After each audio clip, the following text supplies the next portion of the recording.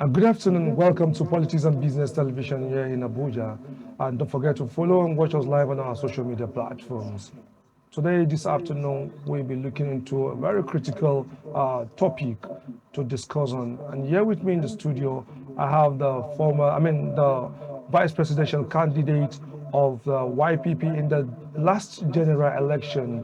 I'm talking about Umul Getso.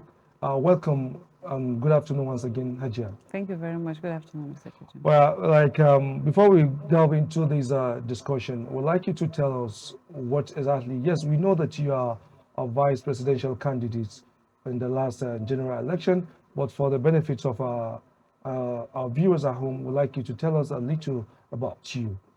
Thank you. It's a little correction. It's the 2019 general election. Okay, sorry, I beg your pardon. Yes, that's 2019 yes. general election, not Yes. 2023. Yeah. Okay. So my name is Umar Abdullahi Gezo from Kano State. A politician, an entrepreneur, a mom, and I'm an activist. We are all activists. Well, that's fantastic.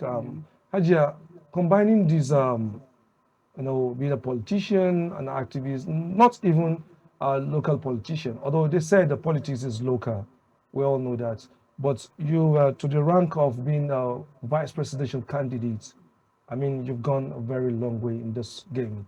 And how you able to, to put this together as a mom and as an activist, and you coming from the northern part of this country?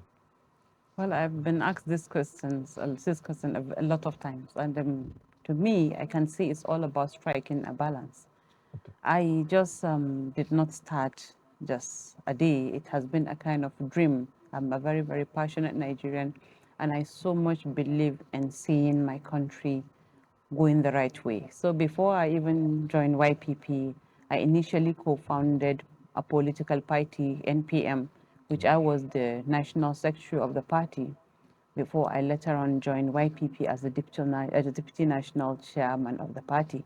Then eventually the Professor Kingsley Mogalu's dream was on, and he chose me as his running mate. And it's been a very, very wonderful journey, I may say, because it's all about passion, it's all about doing what you want to do and just striking a balance, and you fit into all puzzles. Wow, a great one. So if I may ask, for how long you've been into politics, very active politics, for how long you've been into this game?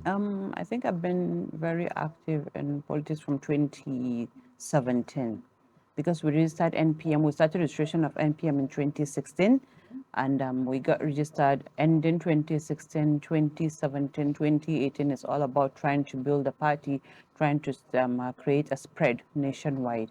And we did great. We were able to fill some Guba candidates in some states. But I thought then it's all about as in the younger generation are looking for an avenue to as in venture into or to put their energy into. I thought the younger generation have no home or no destination. So when we registered NPM, I thought we're looking for an alternative. What I discovered is beyond that. It's many of us, the younger generation, we're not only into politics as in we're not looking for a home or a place to bring something different.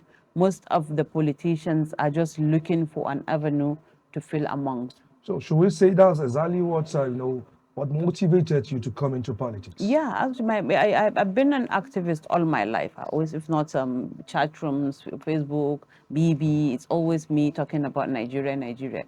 So and one day I just woke up and said, no, I'm done talking on social media. I need to get myself into the real game for me to make a kind of direct impact, which was exactly what I did. I started registering of NPM. And then registering a political party wasn't just a piece of cake. And alhamdulillah, we did it. So far, what will you say? Are you seeing, or is there any hope that the Nigerian that you're dreaming of is coming, or is already here? Very well. It's not here yet, but I so much You're believe. optimistic. I'm very, very optimistic. I will never give up. I will never stop dreaming and having a kind of high hope that the real Nigerians will come together and rescue us, and we will we'll take back our country by the grace of God. Well, okay, thank you very much, Ajia. So now, after a very short background of Ajia activities in politics and how he has seen the politics of our country so far, the main focus of today is the political alignment of for 2027. Can it work? Definitely, politics. The current government in power now, it was a merger of the NP, I mean, the new PDP, that's led by ACN. led by Bukola Center, Bukola Saraki, the ACN, the CPC, the APGA from Rochas Okorochas, and it worked. Now, we've been seeing a lot of, movements. Like I used to tell people that, uh, uh, it is not the year that they want to vote that the politics starts. Now, the last election was 2023. So, okay, fine. 2024, which we are in now, okay, governance. Now, we are going to 2025 in the next, 2 to 3 weeks, which in my opinion, see is a kickstart of political activities, because by 2025, we'll start having, congresses from the ward to the national level, and that is where the politics starts. Because if you fail to file in or to conduct a proper congresses, it's going to affect your candidates. So by 2026, there will be primaries, for that. And for a politician, there's this general statement that you start planning ahead. In fact, not the day that you go into that poll, that's when you start saying, let me put this together.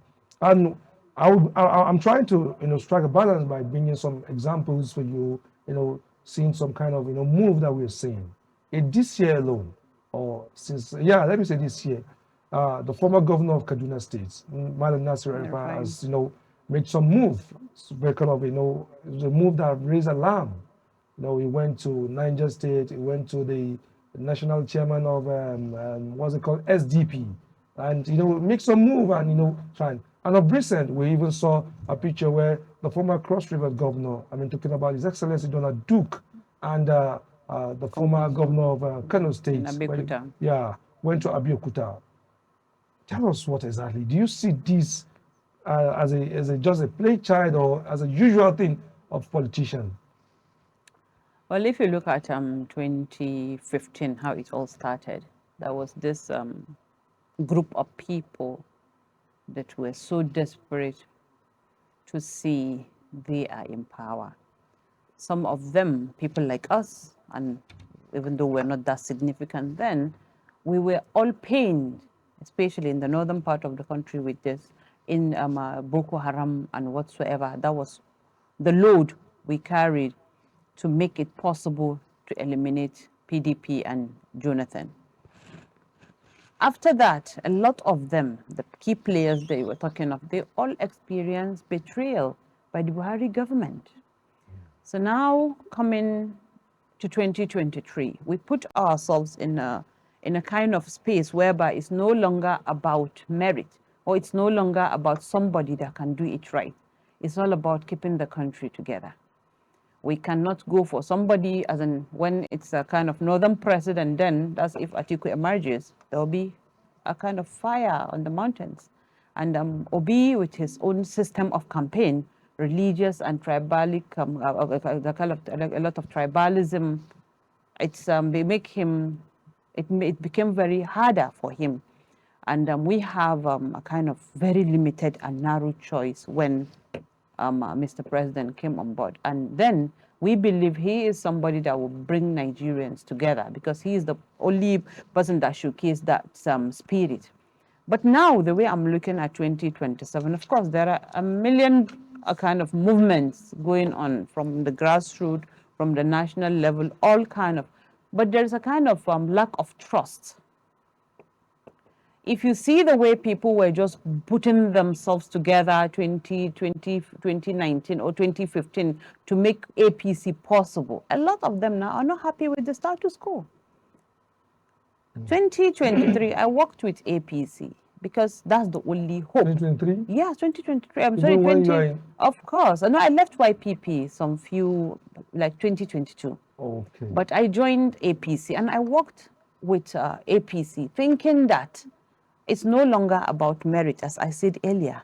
We are looking for somebody that will even bring the country together, or after he's been elected, at least will continue as one Nigeria. That was what happened in 2023. And him being somebody with experience and what we saw him doing in Lagos, we have a kind of very, very high hopes. But as I'm sitting here, I have to tell you that I am not very, very proud of the cry of my people. Your people? Of course, Who because are your people? the whole of Nigerians. Nigerians Okay. are my people. Because if you look at where we were 2 years ago and where we are today economically, we are not very, very proud of it. So, and now, as I told you earlier, there's a lot of betrayal that's happened from 2015 down to 2023. It's not going to be that kind of just come together and just form a party alliances and just take it over from the ruling party. It's not going to happen. But there's a kind of strategies. There are strategic plans coming up that we have to look beyond zoning. We have to look beyond our tribal differences. We have to look beyond our religious differences. We have to look beyond everything and make sure we give Nigeria what she deserves. Are you saying that you also are fully aware that there are kind of an realignment that is going on in the ground? Of course, a lot of everywhere, both south, north, everywhere. Okay. That's the reality. Is that what gave birth to? I saw on Anjo, there's the movement of Tafia Matasa. Yeah, Tafia Matasa. We're just going to talk about that briefly. Yes, Tafia Matasa is not about getting into power. No, Tafia Matasa, it's like a continuation of our campaign of 2019 of telling the youth that you deserve more. You can do it. It doesn't matter even if you have not been there before, but you can be courageous to stand up for your own. But the name implies, the name shows that it's a regional something. No, we are TM now, the movement. TM.com, that's the movement. Yes, the movement, yes. So, and you also have some support, some kind of sense of belonging from the other region part of the country? Yes, we have a lot of, all over the country, all over national. Okay, now let's, I don't want us to move out from the bus, from the focus to this afternoon. It's still on the alignments. And although, yes, you gave some kind of a background about, but before we go, let me ask you this personal question. Are you disappointed in the current presidents? You giving a kind of a background that, okay, yes, you later work for this current government, prior to the elections, and your reason was you gave the presidential candidate of a Labour Party a campaign based on, tribalistic and, religious, sentiment and the rest. And maybe the vice president, the former vice president Atiku, has his own, but you only saw the president Ahmed Bola Tinubu as the only person that can unite. But you're not seeing that unity from former vice president Atiku. Whenever I want to discuss Nigeria, I remove myself, I shift from my own shoe. I stand on the typical Nigerian shoe. 2015 down to 2023 was President Buhari. We can't say we're bringing a northerner. And there were a lot of utterances that His Excellency Atiku Abubakar made during his campaigns. Like what? Can you give us I think there was a statement he made in Kaduna, say, as in talking about the religious, as in he is here, that kind of, I cannot quote him, but there were those comments. But this is the same person that said also that when they're asking why didn't he pick a Muslim as a running mate, he said he will never do that because Nigeria belongs to everyone. Everyone, yes, I believe you, but we politicians, when the game is heated, in different when you want to follow a kind of campaign, somebody's campaign, you don't make it from the general what you guys, media guys, picked.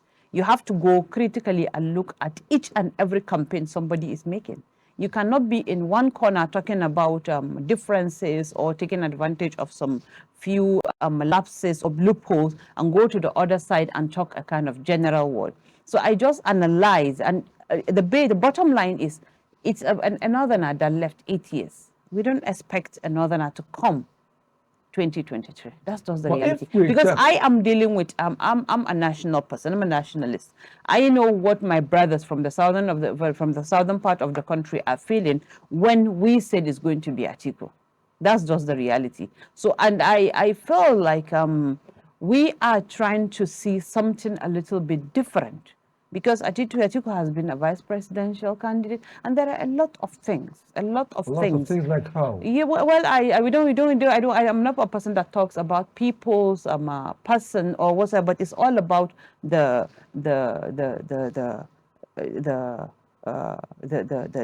system.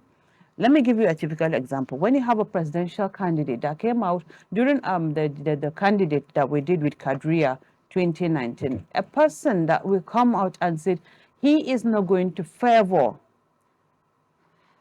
other people, he is going to favor his family and friends. I was there. We were all there. You mean it's not, yeah, you can Google it. It's in Google. So if at all the president that Nigerians are looking for now is not a president that want to favor, that even believes in favor. Didn't think that he was trying to be honest.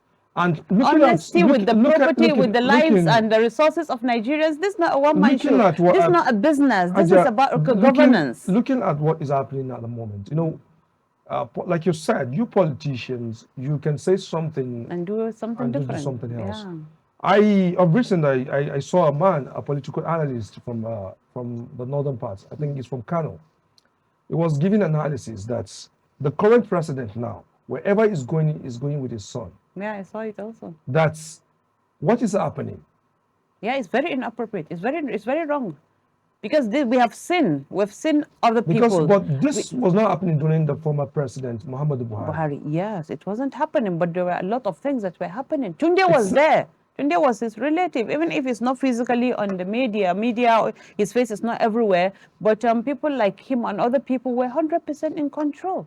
So we need people that only work with people based on merit, not because of personal. Some of your northern, some of your leaders and your people from the north are saying this government is running a family government. Do you also believe in that? I can't say a family government, but I saw one state that has 4 ministers, all Yoruba ministers.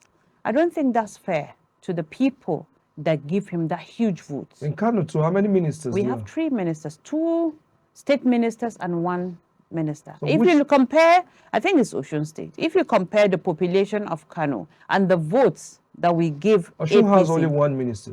Okay, I can't say it's either Osun. I cannot. It's Ogun State. Ogun State. Oh, I think it's Ogun. Yeah, it's Ogun State. So if you look at population of Ogun State, if you look at population of a state like my own, and the votes we give the government, I think we deserve more than 2 as in state ministers and only one minister. Okay, fine, Ajia. We're going to go on a very short break, and when we come back, we will be coming back to our major discussion to see the potentials and the prospect, if at all this realignment is going to work. Let's quickly go for a short break.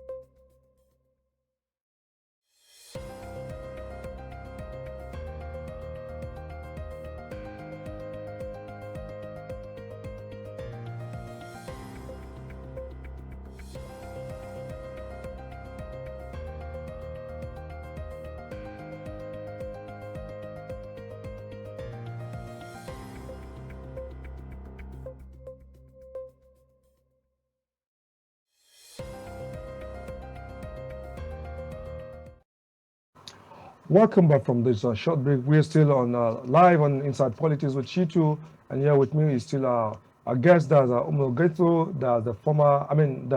the vice president of YPP in the 2019 general election.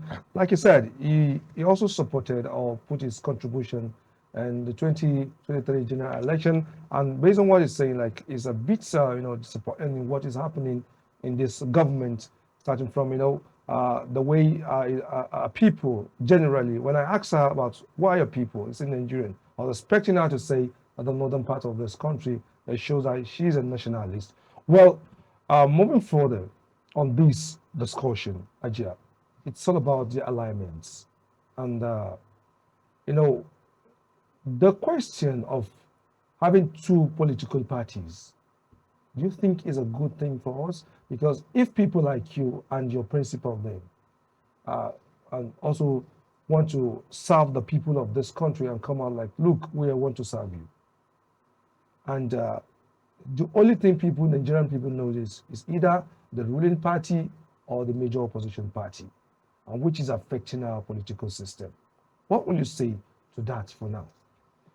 I can't say we have only two political parties. Actively. Yeah, actively, as you said, but that's why I told you our campaign 2019 wasn't about winning or losing. It's all about telling Nigerians you have options and you deserve more. And yes, if you look at it now, we have APC, we have a PDP, but you can see PDP go to the grassroots. It's very, very lifeless. They're already struggling, dragging their legs, trying to even see if it is possible. Because if you look at PDP in my state now, look at the leadership.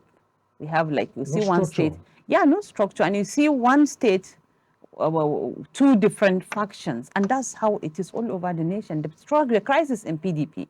So I think 2027 will definitely be a game changer. It's going to be a new era. Are you seeing PDP bouncing back, or are you seeing another new party? No. I don't think PDP will bounce back the way we expect it to bounce back.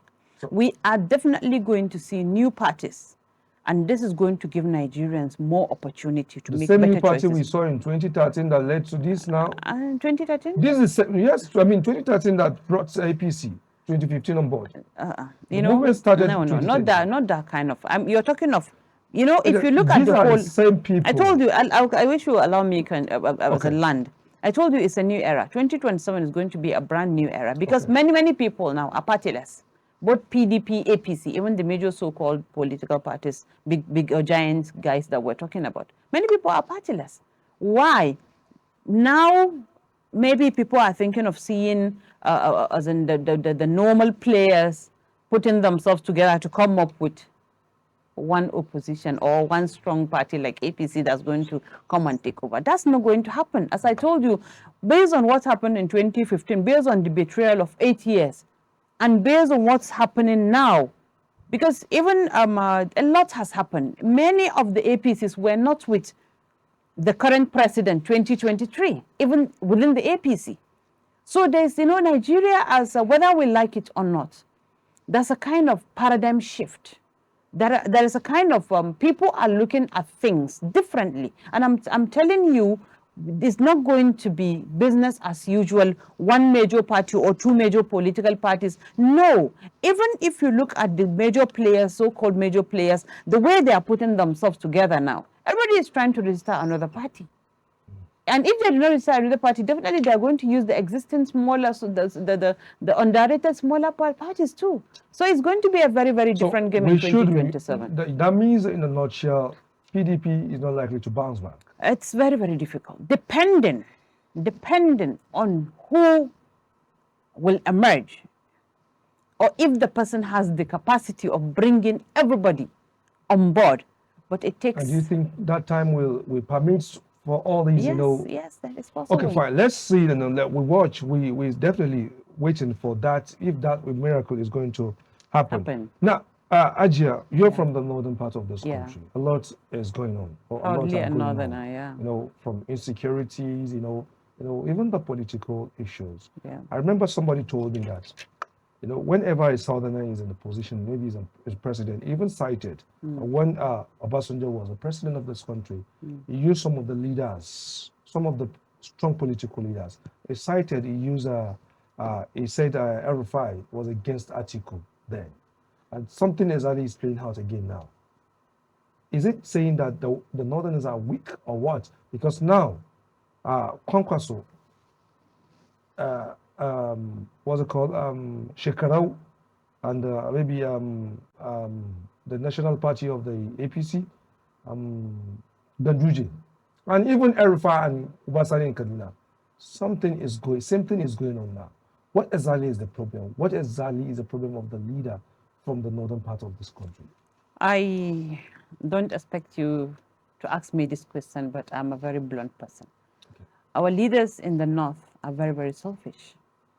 Because if you look at whatsoever, yes, I know we are all, let me just make it general. We're all corrupted, both North and South. We've seen all kind of corruption happening in this country. But the kind of corruption happening in the North is a very selfish one. Okay. Because if you see the kind of corruption happening in the southern part of the country, it's more of an institutional corruption. People get it from the government and put it in their societies, in their people, and whatsoever. But individually in the North, if you steal, it's only you and your family. It's not going to happen anymore. And if you look at what's happening now in the northern part of the country, there's a kind of serious class, should I say, enmity or clashes. Because the common man is very not happy with the elites. Because the elites are only enriching themselves. They are the only ones going to the top. And that's why, if they do not take a lesson and bring themselves together and forget about whatsoever tag they are tagging to themselves, I'm here before you, I'm there before you, it's me, it must be me, definitely we have a big problem in the northern part of this country. The problem we are having, because we have been crippled by the so-called leaders that are supposed to empower us, make our people have a voice. But it's all about them. Whenever they are hidden under the curtains, they do all sorts of things for their own personal gains. I was trying to a little bit, disagree with some of your points here. Okay. Yes, I'm not a northerner by birth. I'm a northerner. I was born in Kaduna. At the time I decided to go on, to just embark on some, to put in some documentaries about, what's the leaders. So let me use precisely, I went to Zaria. That was the constituency of the speaker, the current speaker, Tajuddin Abbas. Before he became the speaker, I decided, okay, let me see the work of this man. Does he really deserve to be the number 4 citizen of this country? And, well, I saw some infrastructure on ground in Zaria. I schooled in Zaria. So at least I can say a little bit, I know some of places in Zaria. I was somehow disappointed. There are some of acquisition centers, and ICT centers. I went there. I have access to that place. But I can tell you there are equipment there. But who are those people that will come and benefit from this? Where is the problem from? You say your leaders are not doing this, but they provide. I think I went to one of the wards. I forgot the name. I saw a very massive, center, ICT center. Do you think what we need now, since you said you're somebody that has a kind of northern background, do you think what we need now is infrastructures only? What do we need in northern part of the country? In the northern part of the country, we need more institutions that will carry the common man along. These are not part of... Let me land. If you look at all these centers, now I've tried that. There were days I will try all these skill acquisition programs, bring the youth together. You can't just call somebody without him being passionate or even knowing what is it that he truly needs, and just say, come and learn to be a mechanic, come and learn, lady, come and learn soap making. Soap making to sell in which system? The whole of the northern Nigeria needs a kind of, shall I say, we need to change the way everything is happening in the north. We need to change the thinking of the youth in our own region. Because now I've seen a lot of our members or whatsoever senators who come and build all these big centers. It's just for display. They are locked. No staffs to even train the people. No awareness. You build a center, you just launch it and you close it and you go back to the people and say you build something. Where is the orientation? How the youths are not even aware that those facilities are even for them to make use of. We need to create a working system. Whose fault is that? Is the fault of the leaders. Let me tell you, I've seen a member that built such kind of facility. After he has finished charading, calling people to come and see, after 2-3 years, they will pack all those things and sell them. For real? Oh, I've seen this time without number. We need a working system. We know the strength of the North. We are merchants. We're farmers, like my state. We're business people. We're into buying and selling. Why won't there be factories? Why won't there be, as in, even let it be finding an avenue whereby our people can just, as in, create a link to even take their goods beyond Kano State or even beyond the country. There are systems that with the government or our leaders, the so-called leaders call themselves the leaders, they should create a working system for our people. It's not those centers that we only need. Okay, Ajia, let's quickly also, like I said earlier when we started, that today's discussion is going to, although, yeah, it's about alignments, but it's all about politics. Yeah. Maybe, we can say, although, yes, the program will definitely still continue, but the kind of big fish we have in the studio, we might not have it to wrap up this year again. So that's the reason why I'm going to put this question to you. Now, the North seems to have problem with this government. I will say no. I will say no. Why? Because I can tell you many of us are pro this government. But when you are a kind of patriotic citizen, when things are happening just because you're expecting an appointment or whatsoever, you can't come and say it the way it is. Every Nigerian knows that what is happening now on the ground, we've never seen the kind of level of hardship, the inflation, the cost of living in Nigeria has never been this bad. And we've been calling on the government. Imagine what's happening with NNPC, and it's always a blame game. We don't even know directly. A common Nigerian cannot even point out who to blame. So we are not against the current government. I am not saying before now. I'm saying at the moment. Yeah. Yes, if the Northerners do not support the president Asuwaju Bola Ahmed Tinubu, it won't emerge. Of course. Because we know the massive votes comes from the northern part of the country. Even the southwest that it comes from, you only won, maybe 2 or 1 state. Now that means that the North supported him and backed him in the last election. But at the moment, based on what is happening, and one of the reasons is the current, or let me say the one still in port, that's the tax reform bills. Most of the northern region, leaders, the politicians, the traditional rulers are against this. Like, no, we are not going to take this. What is your own stand on that? My own stand, I can say 60% of the tax bill, I'm 100% by 60% because it's an avenue. 60% of it, I'm 100% by it. I'm pro it. You're pro Why? it, okay. Yes, because it's going to set up our governors, it's going to set our people up, it's going to create more opportunities, yes, for our people. But the other 35%, I may say I'm not. Why? Because this is not, let's take the VAT issue. When you say you're going to increase VAT by 10%, next year another 10%, imagine now with the current VAT of 7-point-something%, how if you enter a supermarket, I know every Nigerian, I've talked to a lot of Nigerians from all classes, the kind of pain we're feeling to go to a supermarket and pick something. It's so very, you can't, you're trying to explain to your child that this is something you bought 50,000 last year and now you're buying it at 150,000. It's not real. And now the government, the tax bill is saying we are supposed to go to that increment. How do you think a common man? And that is where I'm coming, because okay, if you ask me, okay. Now you're saying you're going to increase that. Okay. Then let's take about the division of the VAT, almost as if to something% going to Lagos State. We're not talking of production.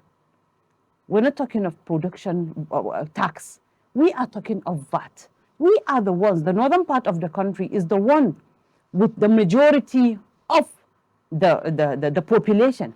Let's take about a common example of Dangote sugar industry. The major, the biggest manufacturer is, I think, is in Numan, I think Adamawa. That's where the production, but the company is registered in Lagos. And who are the major consumers? And after this whole thing, you see, you are taking the lion's share to Lagos State. I don't think this is doable. Oh, that was where the 35%. Yes.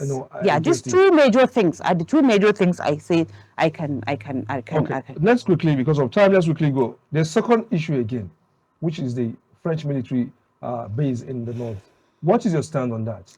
My stand is, I can say that's a very big red flag, because if we look at I don't want to be a controversial person or a kind of conspiracy theorist, but look at what's happening. All our borders in the north are all red zones. these are the countries where are being taken over by militaries. And these militaries are directly fighting France. I don't think this is the right time for Nigeria to take this move of signing any kind of deal. These guys are already identified as leeches by the world, and France is not a friend to anybody now, because France is being rendered useless. Not economically, they are not doing well. In their reputation in the world, they are not doing well. And why will they be a friend to Nigeria? And they signed that whatsoever bilateral relationship is with solid minerals. And like I say, I think 70 or 65% of our solid minerals are based in the northern part of the country. If you could remember, earlier this year, there was this speculations of us going into war with Nigeria, whatsoever the attack. That's not going to give a very good picture to the northern part of the country. If you look at this tax issue, look at the French deal of a thing, we as Northerners will definitely not be happy with President Bola Ahmed Tinubu. Because if you look at myself, my heritage, if you go to Niger, we are related. Most of us, no Northerner that you can see 100% that have no any link to Niger or any of those northern countries. So what is this trying to? And if you take it like beyond Nigeria, look at the international world. These guys now, they are trying to enter a war with all these our neighboring countries. If they set a base in Nigeria, what do you think is going to happen? Well, Africa is becoming very, very fragile now, especially Nigeria. So if you set something and make Nigeria the base of France, they can use Nigeria as a base to fight our neighbors. And what do you think is going to become? Are we going to tackle our economic crisis, or we're going to, allow French to use us as a battling ground? Okay, Ajay, let's come back to politics, because we have less than 10 minutes to round up this program. Now, where should Nigerians, your followers, be seeing in the next, before the 2027? Because you said earlier that you supported APC. Are you still in YPP, or? I'm now partyless. You're partyless. Yeah. What are you waiting for? What are you expecting? I'm waiting to see people that their thinking will align with my own beliefs. So now, if I'm to ask you this question, honest way, among all the leaders, whether from the south or from the north or from anywhere in the region, who among this leader can you say that, okay, when you say that, I want to lead and you're going to follow? For now, I can't say. Why? Because for now, there's a pool. I've not seen the people that has what it takes for me to dream along with being in the pool. You, Aja, no. If you say for now, you can't say. That is exactly the problem, where the problem lies. Because are you saying that is when it comes to the eve of 2027, that's when you're going to say, let me pitch? No, not the eve. Not the eve. 2015 is just by around the corner. 2025. We're around the corner. We're going to use 2025 to see. Well, you should be looking for me. If you ask me now, yes, I'm not a politician. I'm a journalist, but I can say on my own opinion and based on what I'm seeing so far, I can say, okay, I think if this person, I should have option A and option B. Who is your option? No. I'm a journalist. Who is your option A? I'm a politician also. So who is your option A? My option A is not, I can't say for now, because when you have, in the political class, or the way we think, we're waiting to see the people, the person that's like, has the prospect or has the possibilities. And for now, to you don't see anybody. No, for now I can't Even from the north where you're from? No. So now, again, if any party says that it's not about region, again, it's about the best. Like what the president, former President Olusegun said, that, see, don't base your campaign on regional. We want a quality leadership. Will you also agree with that, or you also want to, like, let's justify this, like you people did in the last? Because if we are to check the history, based on this, since democracy, I think the southern has even served more than the north. Of course. Right? Yes. So why is it that in 2023 we never see it in that regard? We just want, because APC just... there are some things that happened 2023 which I will forever blame President Buhari for it. Because when you're the leader, had it been, he has the capacity to hold the party and the country with a very, very firm hand. Like what the president is doing now?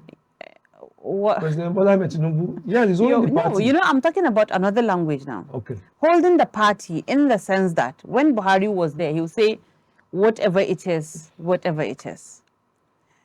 The president we never had, Yemi Oshibanjo. We were all thinking he's going to be the one that will emerge. So let me be honest with you. It's we are in a quagmire in this country. You mean Osibajo emerge, you will have supported Of course, that will be our president. president. What if Osibajo comes back 2027? We will definitely, we will happy. You in person? Of course, I'll be happy. I'll be happy to see somebody like him there. Because why? The president left him for only a few months. People from the north will support him? Of course. Let me tell you one funny thing. Why you see Nigerians crying today? I'm not a Nigerian. Today this a zoo. Tomorrow this a. It's not about the person. Had it been, we got somebody that will sit there. His people and the people that put him there will be happy with him. We're not going to have all this. People are trying. Imagine what Kemi is doing now. People are trying to stay away from Nigeria because we're not doing well. We're not doing, but they know. Okay, but because we're not doing well. When you see somebody crying out loud that my papa's house, no be our house. Why? Because the papa has no good reputation. So it's beyond individuality. I told you, it's beyond but the tribe. Do you agree that religions and politics in Nigeria is one of the factors that is? Yeah, I know, but it's all artificially installed in us. Had it been all these so-called leaders will do the right thing, remove all sentiment, they know this candidate has the capacity and he can do it. They will know how to tell us. Let me tell you, when I was younger, during Obasanjo, they were calling him names, northern names. They always know how to sell whosoever it is. If you see them talking about religion or tribe, it's when they want to attach something to it. But when they saw this is the right candidate and they want him there, they always have a language to sell him. So, in the last word, Ajay, what should we be expecting in 2025? I think that's the peak of, that's the starting. Yeah, 2025, we're going to see a lot of people coming out, maybe a lot of political party registrations, a lot of people trying to be friends with each other. Do you believe the political sagacity of former President Olusegun Obasanjo? Yeah. In terms of when he say, okay, this is where I want Nigeria to go. Do you believe in him? I believe in him because he always meant well for Nigeria. He meant well for Nigeria and Nigerians. He's a true patriotic leader, I may say. Yeah, he is. So if he comes out tomorrow and say that this, because No, it's not about, you know what, there is something. Those days, if the generals, all the generals, if today IBB came out and said, this is going to be the person for the North, that's where all North is following. If Obasanjo came out and said, this is going to be, but now they are losing their relevance. It's a bitter truth. Why do you think they are losing that? 2023, Obasanjo was parading Peter Obi everywhere, isn't it? Yes, but he pulled a very huge stone. But it's not about anybody lifting his hands. It's those children of anger. Sorry, it's just those children of anger. The people that our own campaign gave birth to, and SARS guys. They were the ones that voted for Obi.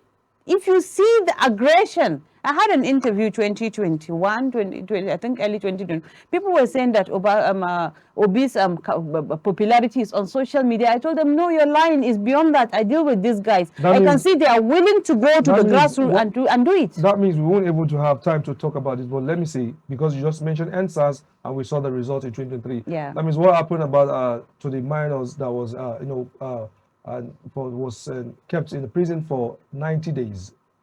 The end-band governance, the minors. I think it's something that we'll have to discuss next time. Yeah. But I think that would definitely also want to play out in the 2027 election. Do you believe that? Yes, it will play out. That's what I told you. There are a lot of factors. Only this tax factor, this detention factor, even though I am not happy with the way the youths, some of the youths were being used to work against the peaceful protest. Yes. It's a kind of, it's a very dirty political game we played there, which I'm not happy with. But do their detention whatsoever, I will still come back to blaming my northern leaders. They were there for 90-something days and nobody even knew they were there until Very Dark Man and other social media activists brought them out. Well, let's see what will unfold in the couple of days and weeks and months. Yeah. But because of the time at the moment, we must say thank you to everyone that will stay glued with us from the beginning of this program till the end of this program. We can see that we're enjoying our discussion here in Inside Politics with our guests That's our former vice president candidate of the YPP. Hajia, we must say thank you very much. Thank you very much for Thank having you. me. Wish you all the best in your political Thank you journey. very much. Thank you very And much. we hope when next when we call you, please glad to grant our interview, please. Thank you very much. Thank you very much. So Thank good you. to have you. So thank you very much, and God bless everyone. I remain Shitra.